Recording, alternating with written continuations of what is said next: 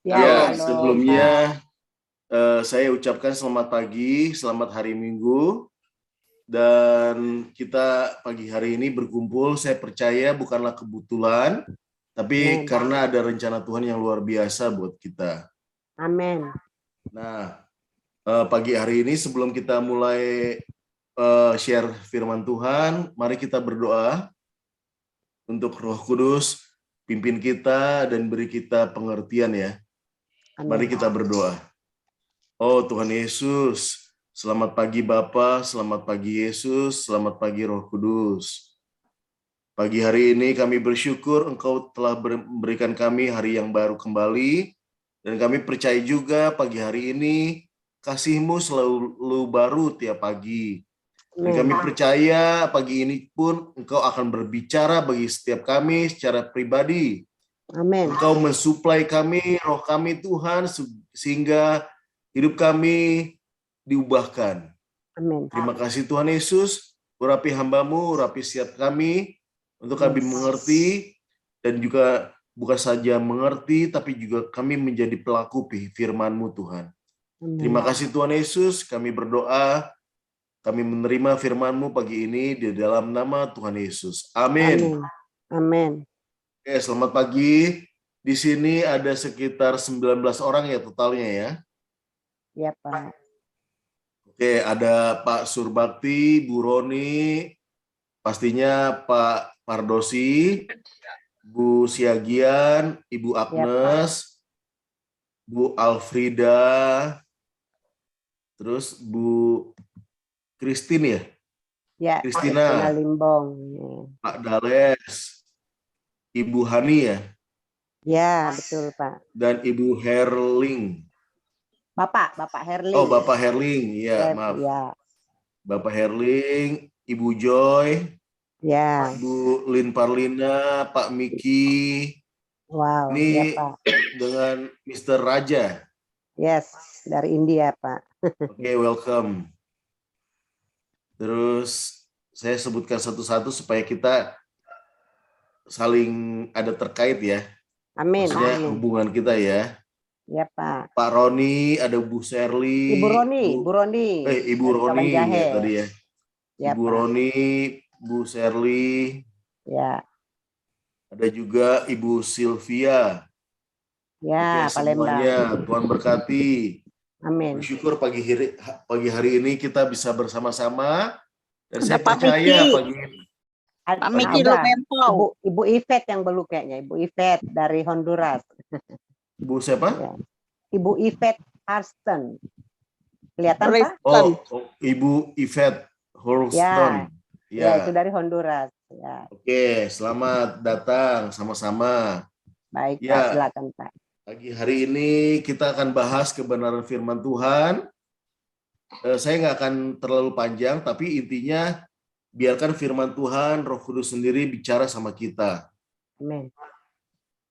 Nah, pagi ini sebelum kita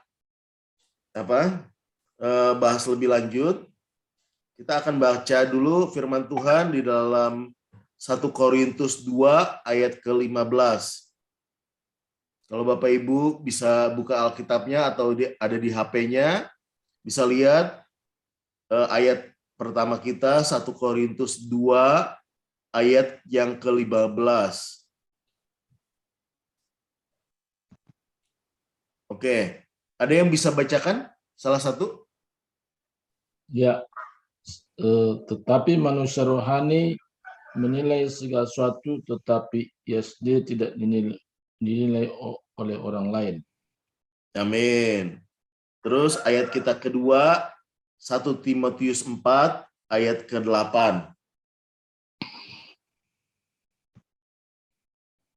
Ya, saya baca. Latihan badani terbatas gunanya, tetapi ibadah itu berguna dalam segala hal karena mengandung janji, baik untuk hidup ini maupun untuk hidup yang akan datang. Oke, amin. Oke, pagi ini kita akan bahas tentang realitas dalam roh. Bapak Ibu, kita sebagai anak-anak Tuhan yang sudah menerima Yesus sebagai Tuhan dan Juru Selamat dalam hidup kita kita tuh mengalami pembaruan. Kita mengalami pembaruan di dalam Kristus, kita memasuki sebuah realitas hidup yang baru. Jadi sebenarnya kalau kita mau memahami benar-benar realitas dalam hidup anak-anak Tuhan, bukanlah hal-hal yang kelihatan. Bukanlah secara fisik. Tapi hal-hal yang di dalam roh. Karena manusia itu ketika diciptakan Tuhan, ada dua unsur. Pertama, ketika diciptakan dengan tanah,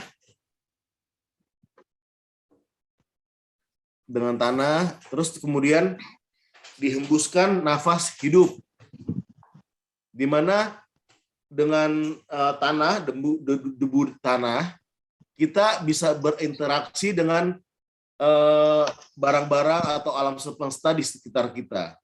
Tapi ketika Allah menghembuskan nafas hidup, Dia memberikan roh kepada kita, sehingga manusia bisa berhubungan interaksi dengan Allah sang pencipta. Dan ketika manusia hidup dalam dosa, jatuh dalam dosa, roh kita mati.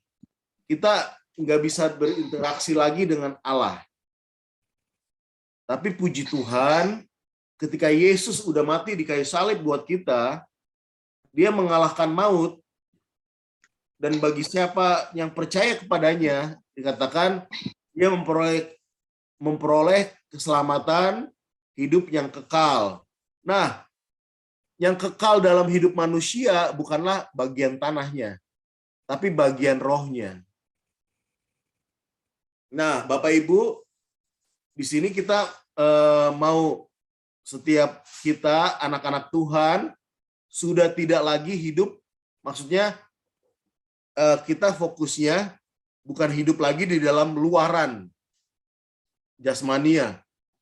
Karena seringkali banyak anak Tuhan jalani hidupnya terjebak, meleset, tidak mengerti kehendak Tuhan, apalagi berjalan dalam rencana Tuhan ketika dia fokusnya sama hal-hal lahiriah, luaran bahasanya. Karena Tuhan mau kan kita dari dalam keluar, bukan dari luar ke dalam. Nah, ketika kita masih berpikir apa kata orang,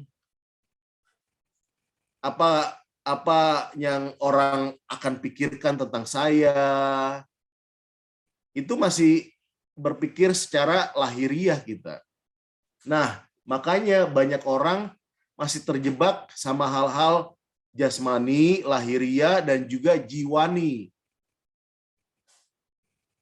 Kalau kita masih mikirin kadang-kadang dendam, sakit hati, harga diri, kita masih terjebak itu dalam hal-hal jiwani. Nah, setiap anak Tuhan kita mestinya udah berpindah realitas kita. Kita berpindah realitas kita bukan di hal-hal yang kelihatan. Karena dari kecil kalau kita mau jujur, kita sudah terlalu lama di entertain lahiriah kita. Contohnya saya juga orang Batak. Kalau anaknya lahirnya pria, kita langsung horas bah gitu kan. Kalau yang lahirnya cewek atau perempuan, horasnya hilang, tinggal bahnya. Nah, itu juga salah satu tanda kita masih terjebak dengan hal-hal lahiriah. Itu dalam kehidupan sehari-hari. Tapi yang paling menyedihkannya adalah ini hal-hal seperti ini masuk ke dalam kehidupan gereja. Dan karena mulai masuk ke dalam kehidupan gereja, kehidupan orang-orang beriman, kita terjebak lagi sama hal-hal yang dinamakan hal-hal agamawi. Dan hal-hal agamawi ini yang banyak sekali menyesatkan anak-anak Tuhan. Contohnya apa? Yang paling simpel. Kita mau dilihat sama orang pelayanan kita. Jemaatnya berapa banyak, kita mau dilihat. Seberapa besar pelayanan kita, gereja kita, fasilitas kita. Itu terjebak lagi kan dalam hal-hal duniawi. Padahal ini dalam kehidupan gereja. Tapi kita masih berpikir seperti itu. Ada yang berkata, nggak apa-apa lah Pak, kan itu kan maklum. Semua orang juga berpikir itu. Ya itulah kenapa mereka masih hidup di dalam realitas jasmani, realitas luaran. Makanya Tuhan mau kita kembali ke dalam, kembali kepada Kristus. Makanya Kristus kan tidak mau terjebak dalam hal-hal agamawi. Dia datang ketemu sama orang yang buta matanya, dia taruh apa? Taruh tanah liat. Bahkan dia melayani orang sakit di hari Sabat. Dikomplain sama orang-orang Farisi. Nah, kalau saya ngomong lebih banyak lagi, nanti terlalu menyakitkan buat kita yang sehari-hari hidup dalam agamawi. Kalau saya ngomongin lebih vulgar lagi tentang hal-hal agamawi yang kita lakukan di gereja. Tapi itulah kebenarannya yang harus kita lakukan. Yang bukannya salah kita memperhatikan hal-hal luaran dalam arti kata pakaian kita, penampilan kita, tapi kadang-kadang seringkali itu menjadi jebakan sehingga kita tidak hidup dalam roh kembali. Karena kalau kita hidup dalam roh, kita akan hidup dalam tuntunan Roh Kudus. Dan satu orang dengan orang yang lain, tuntunannya bisa berbeda. Tapi base-nya, dasarnya adalah kebenaran. Nah, kebenaran itu apa? Kebenaran itu bukan apa, tapi siapa? Kebenaran adalah Kristus. Nah, saya akan bahas lebih lagi. Kenapa sih Kristus mau kita hidup dalam roh? Firman Tuhan berkata, roh penurut, daging lemah.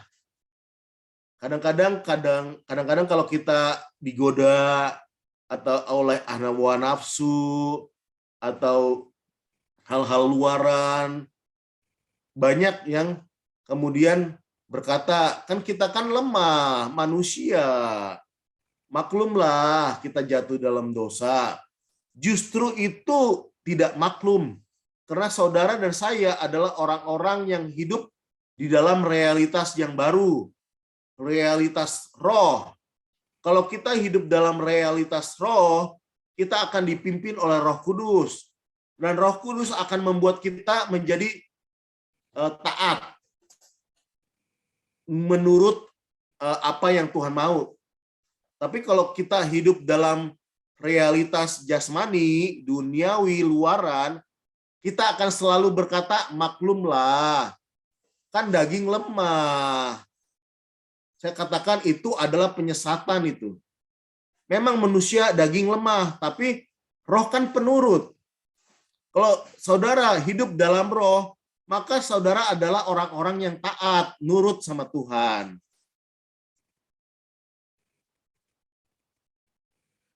Nah, tubuh dan jiwa kita adalah hal-hal yang pada waktunya akan hancur dan usang. Hal-hal luaran adalah hal-hal yang usang dan hancur pada saatnya. Salah satunya juga adalah posisi atau kedudukan. Sekarang saudara mungkin sebagai pendeta, gembala, atau bahkan di organisasi atau pekerjaan tertentu, saudara ada jabatan. Tapi apakah selamanya akan ada di tempat itu? Semuanya itu akan usang, akan hancur. Saudara nggak selamanya ada di posisi itu.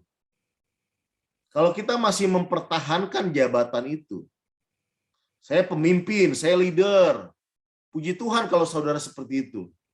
Tapi apakah saudara pemimpin yang hidup dalam roh? Apakah saudara orang-orang yang mengikuti apa yang Tuhan mau dalam hidup saudara? Saat ini ada banyak orang hidup dalam jiwa juga. Contohnya apa? Orang-orang yang hidup dalam jiwa. Dia masih ketakutan. Memang kita saat ini dalam pandemi. Tapi berapa banyak orang anak-anak Tuhan yang juga takutnya luar biasa sama COVID. Kita harus berjaga-jaga, jangan sombong, jangan merasa kuat. Tapi kebalikannya kita juga harus percaya, karena firman Tuhan kan berkata, kalau kamu benar hidup dalam Allah, maka tidak ada ketakutan. Kasih itu menghancurkan ketakutan. Kalau kita hidup dalam Kristus, dalam Allah, maka itu akan menghancurkan ketakutan. Ketakutan sekecil apapun tetap ketakutan. Nah, bagi orang-orang yang hidup dalam roh adalah orang-orang yang hidup dalam kebenaran. Kadang-kadang kata-kata kita bisa disalah mengertikan sama orang-orang yang masih hidup dalam dunia atau jasmani atau lahiriah.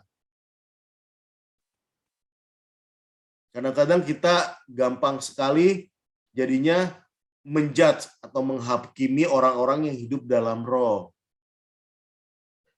Ketika kita mengatakan sekecil apapun ketakutan adalah ketakutan, itu menyatakan bahwa kasih-Mu tidak sempurna dalam Kristus. Nah, orang lain akan berpikir, kan kita manusia, kita mesti berjaga-jaga. Memang berjaga-jaga, tapi kan bukan berarti boleh takut. Jangan sampai ketakutan itu kan menguasai kita. Jadi Bapak Ibu, emang nggak mudah untuk hidup dalam roh kalau kita masih berpikir tentang jiwa kita. Jiwa itu dalamnya apa sih? Dalam jiwa itu ada keinginan. Yang kedua ada perasaan, ada kehendak. Kalau tubuh kan kenyamanan yang dicari. Kalau kita masih hidup dalam kenyamanan, mencari kenyamanan, kita bisa jadi masih hidup dalam jasmani kita. Bahkan saya waktu berapa tahun lalu saya sempat ditegur. Ada hamba Tuhan berkata gini, Bapak rohani saya, kalau Anda masih mencari liburan, hal-hal yang mengenakan diri kita, bisa jadi Anda masih terjebak dalam hal-hal lahiriah. Kenapa? Karena kenyamanan kita sebagai anak-anak Tuhan itu bukan terletak pada liburan atau uang atau bahkan hal-hal yang menyamankan kita. Karena kepuasan kita, kenyamanan kita justru seharusnya ada dalam Yesus. Kalau ditanya kepada Bapak Ibu saat ini, Bapak Ibu, apakah dengan Yesus udah puas gak dengan Yesus? Puas gak sebagai anak Tuhan, kita hanya Yesus aja puas gak Bapak Ibu? Kalau Bapak Ibu masih berkata, Kan kita perlunya nggak hanya Yesus, kita masih perlu kebutuhan, keuangan. Berarti kan itu kan hal-hal yang masih lahiriah, Bapak Ibu. Nggak apa-apa memang sebagai tanggung jawab kita sebagai manusia, ada hal-hal yang lahiriah yang kita lakukan. Tapi pastikan hal-hal lahiriah yang kita lakukan berdasarkan apa yang kita dapatkan dalam roh. Bukan yang lahiriah yang menuntun kita, tapi roh kita, roh Kristus dalam diri kita yang menuntun kita untuk melakukan hal-hal lahiriah tadi. Jangan sampai kebalik. Kalau saya punya uang, gereja saya besar, berarti pelayanan saya akan besar. Itu yang salah. Nah, kita akan lanjut lagi. Nah, pertanyaannya sekarang, bagaimana kita bisa hidup dalam roh? Yang pertama pastinya, orang-orang yang hidup dalam roh, pastikan Bapak Ibu, para jemaat kita, orang-orang yang di keluarga kita, semua sudah menerima keselamatan. Karena itulah titik awal Bapak Ibu berpindah realitas dari jasmani kepada rohani ketika kita mengundang Yesus masuk dalam roh kita, dalam hati kita, menghidupkan roh kita yang mati karena dosa. Sehingga kita bisa berhubungan dengan Allah kita. Allah itu roh. Maka barang siapa menyembah dia, haruslah menyembah dia dalam roh dan kebenaran. Nah, ketika kita hidup dalam roh, Tuhan yang akan tuntun kita dalam kebenaran. Orang-orang yang hidup dalam roh akan berkata kebenaran. Dia tidak akan berkata pertanyaan. Orang-orang yang hidup dalam roh tidak berkata, "Kenapa Tuhan? Kenapa suami saya meninggal? Kenapa istri saya meninggal? Kenapa saya miskin? Kenapa saya nggak punya uang?" Orang-orang yang hidup dalam roh tidak bertanya, "Kenapa Tuhan?" Tapi akan berkata, "Saya percaya." Orang yang hidup dalam kebenaran, statement kata-katanya bukanlah keraguan, tapi iman. Iman timbul dari pendengaran. Pendengaran akan firman Kristus. Jadi kalau kita mau membedakan kita orangnya hidup dalam lahiriah atau hidup dalam roh, sederhana sekali. Apakah Bapak Ibu masih berpikir hal-hal yang fokusnya tiap hari bangun tidur, misalnya mana uang, atau apa kata orang, itu masih fokusnya lahiriah Bapak Ibu. Masih berpikir harga diri, itu lahiriah jiwani. Dan dua hal inilah yang seringkali menjebak semua anak-anak Tuhan, termasuk pendeta, termasuk hamba Tuhan, termasuk orang-orang yang pelayanan. Jadi Bapak Ibu, sharing firman Tuhan pagi ini untuk kita diingatkan kembali bahwa saudara dan saya adalah orang-orang yang realitasnya, kenyataannya adalah roh, bukan yang fisik. Bahkan kalau Bapak Ibu mengalami sakit penyakit pun, itu bukanlah suatu masalah. Karena itu kan hal-hal lahiriah. Ya kan? Kalau kita masih mencari kenyamanan kita, maka kita akan komplain sama Tuhan kenapa sakit. Sebagai sebuah kesaksian, saya 2 tahun yang lalu, Tuhan kasih berkat yang sangat luar biasa dalam hidup saya. Apa itu?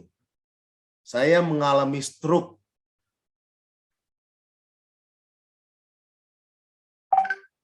Saya mengalami stroke.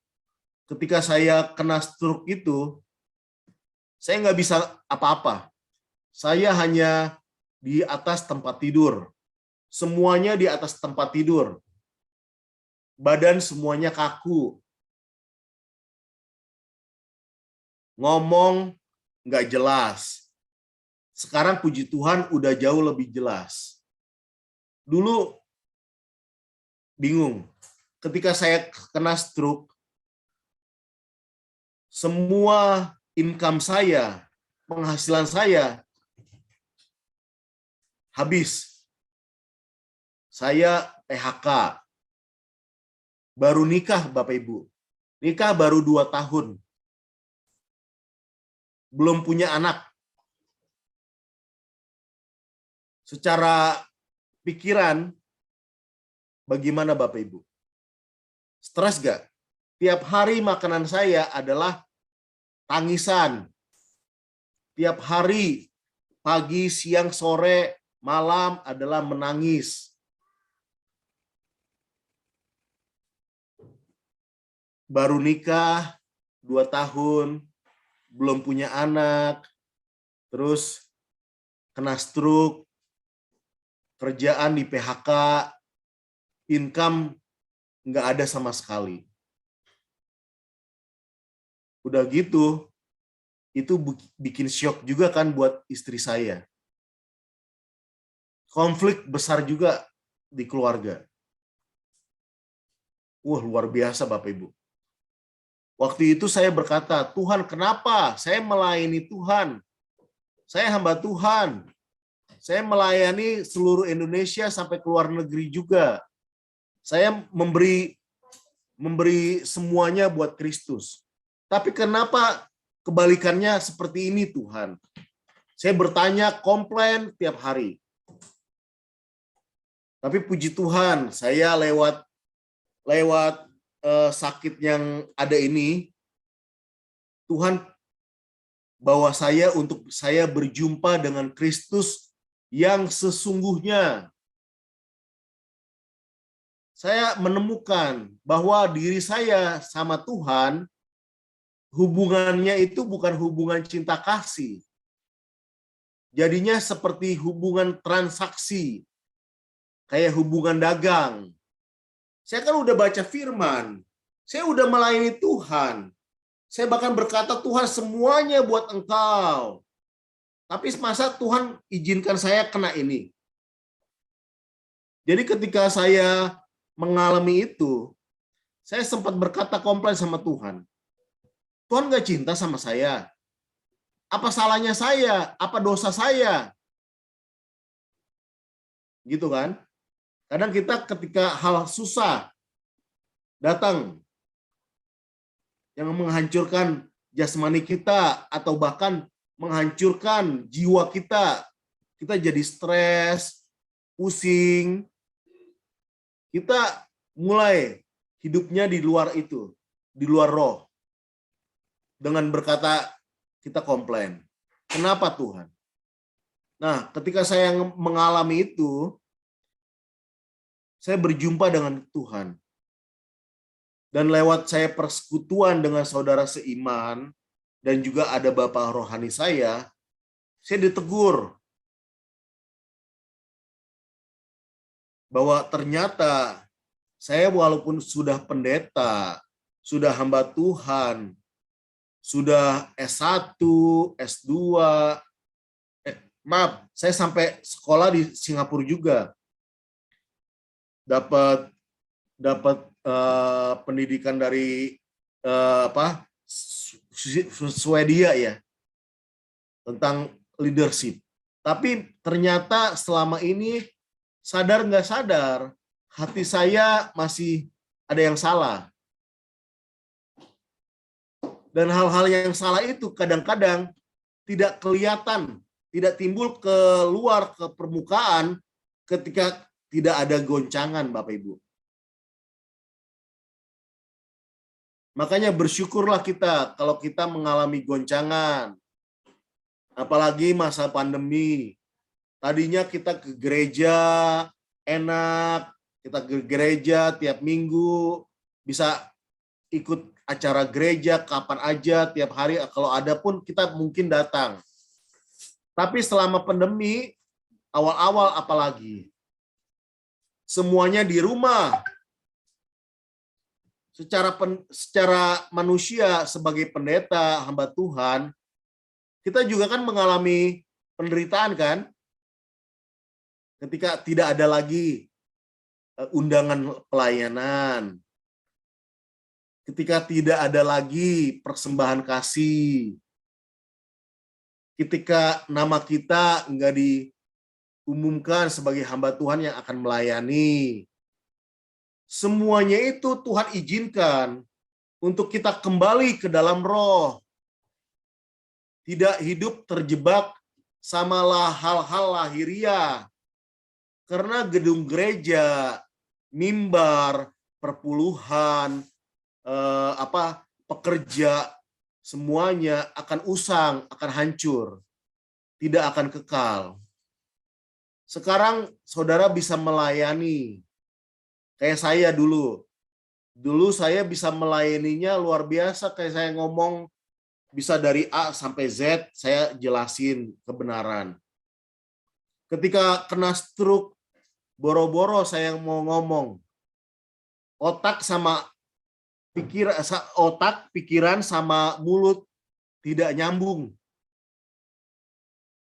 Mau ngomong A, yang keluar Z. Stres gak Bapak Ibu kalau gitu? Stres. Nah, tapi saya bersyukur, saya ketemu Tuhan.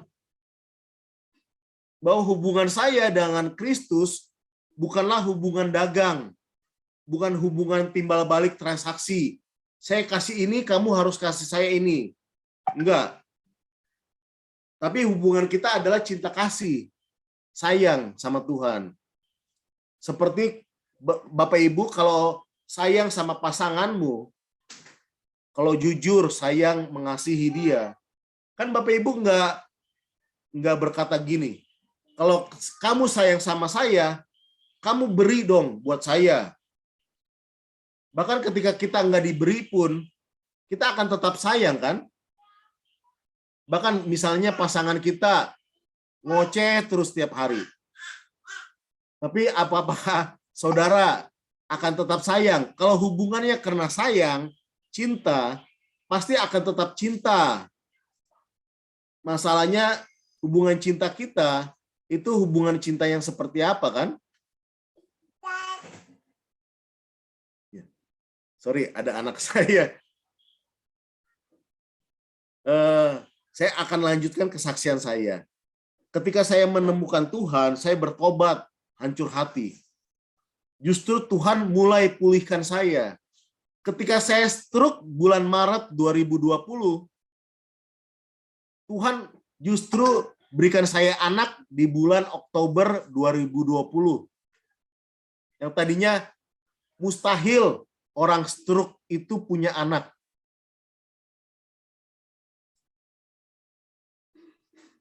Tapi Tuhan kasih hadiah.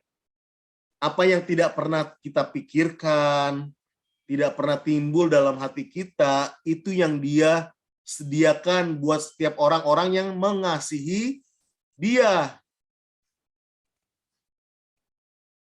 Nah, pertanyaannya, kasih kita sebatas apa? Sebatas uangkah? Sebatas pelayanankah? Atau sebatas kita dihargai orang?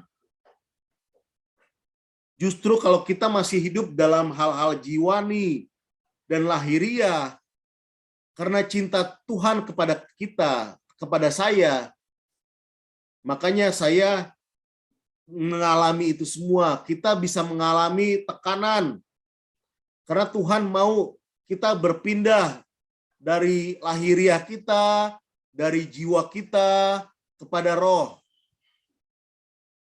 Bahkan ketika kita masih punya keinginan pun, kalau mau jujur, kita masih hidup dalam jiwa kita juga kan. Waktu awal-awal saya berdoa, minta Tuhan sembuhkan. Pada satu titik, saya menemukan bahwa saya salah juga. Karena saya masih ada keinginan untuk sembuh. Bahkan keinginan untuk sembuh, ketika saya hidup dalam roh saya, Tuhan kasih tahu, kalau kamu masih punya keinginan untuk sembuh, berarti fokus kamu bukan sama saya.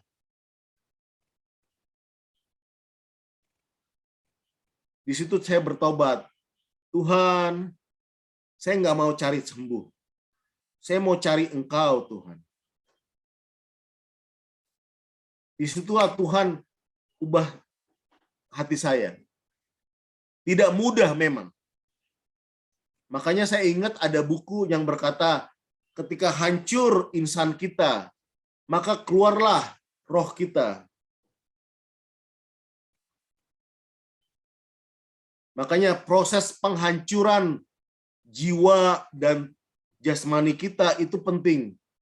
Makanya kita sebagai anak-anak Tuhan yang telah menerima Yesus dalam hidup kita, kita mesti sadar kita sudah mati.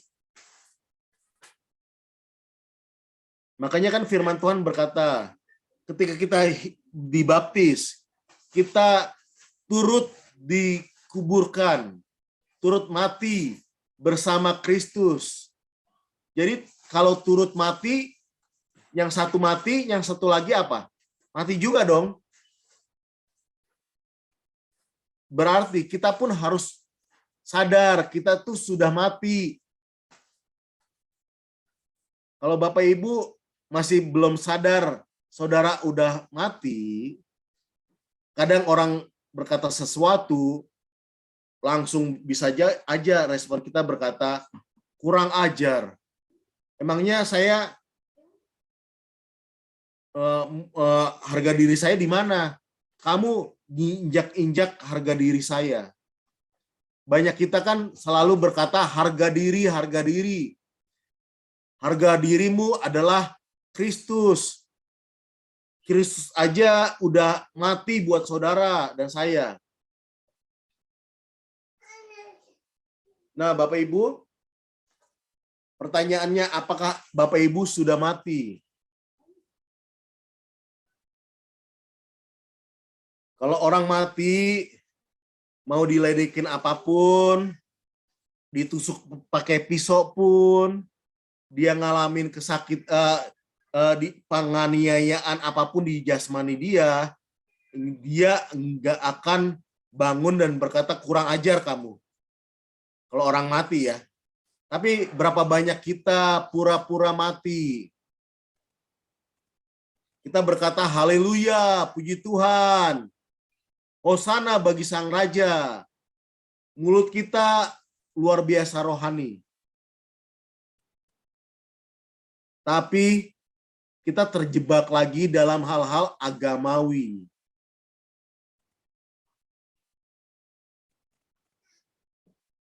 Bahkan ketika saudara membaca firman Tuhan, tanpa saudara menangkap dalam hal roh saudara, itu bisa terjebak dalam hal agamawi.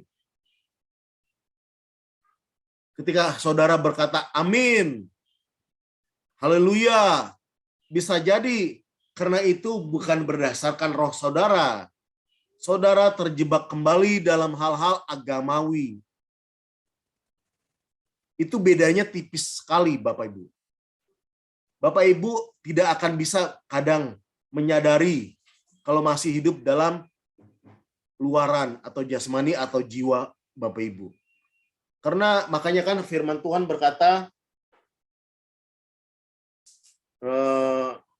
maaf, saya baca dalam 1 Timotius, yang tadi, maaf, 1 Korintus 2 ayat 15 tadi, kita baca, tetapi manusia rohani menilai segala sesuatu, tetapi ia sendiri tidak dinilai oleh orang lain. Jadi, orang-orang yang hidup dalam roh, rohnya dia bisa mengerti. bisa membedakan mana yang dari Tuhan atau tidak dari Tuhan. Walaupun kelihatannya dari Tuhan, rohani, tapi bisa jadi itu hal-hal jasmani atau luaran. Tapi kalau orang-orang yang hidup dalam roh, dia bisa menilai, dia bisa tahu, dia bisa peka. Ketika saudara berbuat dosa sekecil apapun yang bahkan orang lain anggap itu suatu kebaikan, kalau saudara hidup dalam roh, saudara tahu itu adalah dosa. Makanya Tuhan mau kita melatih roh kita setiap hari. Dalam 1 Timotius 4 ayat ke-8 berkata, latihan badani terbatas gunanya, tetapi ibadah itu berguna dalam segala hal. Jadi ibadah itu berguna dalam segala hal. Dalam pelayanan, dalam rumah tangga, dalam pekerjaan, dalam bisnis, dan sebagainya. Karena mengandung janji, baik untuk hidup ini maupun untuk hidup yang akan datang. Jadi Bapak Ibu, saya berdoa, saya berharap setiap kita gereja Tuhan tidak menggunakan pengertian kita sendiri. Kita menggunakan pengertian roh. Ayat terakhir yang saya mau bacakan, Bapak Ibu simak di Alkitab Bapak Ibu, adalah dalam Amsal 3 ayat 5-7. Dikatakan begini, percayalah kepada Tuhan dengan segenap hatimu, dan janganlah bersandar kepada pengertianmu sendiri. Nah, pikiran adalah salah satu tempat iblis setan bekerja. Pikiran pun adalah hal jiwani. Dan seringkali di dalam pikiran itu yang membuat kita terjebak juga. Makanya firman Tuhan berkata, janganlah bersandar kepada pengertianmu sendiri. Akuilah dia dalam segala lakumu, maka ia akan meluruskan jalanmu. Ketika kita mengakui, mengakui itu berarti kita berserah kan? Menyerahkannya sama Tuhan. Kalau kita berkata sudah menyerahkan kepada Tuhan, tapi masih dipikirin, berarti saudara belum total menyerahkan kepada Tuhan. Kalau saya bisa katakan secara lugas, jangan pakai pikiran kita, tapi pakailah pikiran Kristus. Oke Bapak Ibu, saya rasa waktunya sampai sini dulu. Saya akan berdoa buat Bapak Ibu. Bapak Ibu yang perlu didoakan sebelum selesai firman Tuhan ini, saya akan berdoa, taruh tanganmu di dadamu. Ada masalah apapun, saudara percayalah. Percaya kepada Tuhan. Dia sendirinya akan menjawabnya. Oh Tuhan Yesus, aku berdoa. Kau melihat setiap anak-anakmu, kaum salehmu. Kau menjabah setiap pribadi. Kau tahu semua kebutuhan, kerinduan. Engkau saja yang menjawab dan melakukannya. Sebab bagimu saja segala kemuliaan. Amin.